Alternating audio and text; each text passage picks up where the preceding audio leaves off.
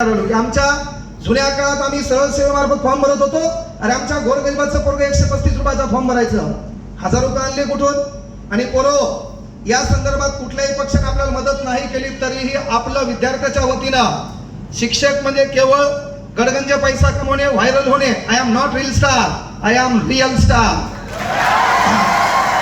मी त्या रील बिलच्या नादीत भंगार चाळे करत नाही. विद्यार्थ्याचे कुठल्याही समस्या असो, मागल्या वर्षी क्रांती चौकात आपण आंदोलन केलं, त्या टायमाला माझ्यासोबत राहणाऱ्यांनी माझ्याच सुटकेस मधले 25 लाख गायब केले. आंदोलन मला पडलं 25 लाखात, है ना. पण लक्षात घ्या, तुमची नियत साफ आहे. तुमच्या मनात कोणाबद्दल पाप नाही. तुमच्या मनात कोणाचं तरी कल्याण करण्याची इच्छा आकांक्षा आहे. 100 रुपयाच्या बॅचनं आपले दिवस बदललेले भाऊ. 100 हे फॉर्च्युनर तो ट्रेलर है, अभी बहुत कुछ बाकी है. फक्त विनंती आहे, जिथं विद्यार्थ्यावर अन्याय होईल त्यासाठी आपल्याला एकत्र यावं लागेल. टीसीएस संदर्भात आपल्याला कोणी नाही मदत केली तर आपल्याला आपल्या वतीनं काय करावं लागेल, आंदोलन करावं लागेल, एकत्र यावं लागेल.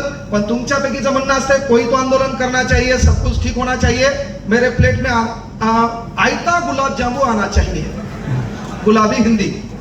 आपल्या महाराष्ट्राचे मुख्यमंत्री सन्माननीय फडणवीस साहेब यांनी सांगितलंय की बाबा येणाऱ्या काळात डिसेंबर 2025 ला टीसीएसचा कार्यक्रम संपणार आहे आणि नंतर आम्ही परीक्षा कोणाकडे देणार आहोत, एमपीएससी कडे देणार आहोत. आता त्या टीसीएस न धर्मराज भाई आमच्या इथं गुंतवलेले 10 कोटी रुपये, मग जाता जाता ते मुळासकट खाईल का नाही? समजा याच्याकडे परीक्षा दिली, तलाठी भरतीत आंदोलन केलं आपण, तलाठी भरतीमध्ये घोटाळा झाला, आम्ही वारंवार बोंबलत राहिलो, बाकीच्या क्लासवाल्यांनी चुडीचं आंदोलन गुपित केलं. त्याच्यानंतर संभाजीनगर, आपण राहणार परभणीला, इथून ते आंदोलन हँडल करता आलं नाही तरी आपण एक युट्यूबला व्हिडिओ घेतला, लेकरं आले. पण एका आंदोलनात कुठं काही होत नाही, कारण काय असतं, दगड आहे, त्या दगडावर आपण घणानं घाव घाललो तर कुठला तरी एक घाव दगड फोडतो. मात्र तो दगड फोडण्यामागं पहिल्या ठोक्याचं पण योगदान असतं. आपण जर ते कंटिन्यू चालू ठेवलं असतं त्याचं फलित झालं असतं. काही इमानदारीने पोरं लागले, पण काही ना पैशाच्या घपलती केल्या. त्याच्यात मुख्यमंत्री साहेब म्हणले आम्हाला पुरावे द्या.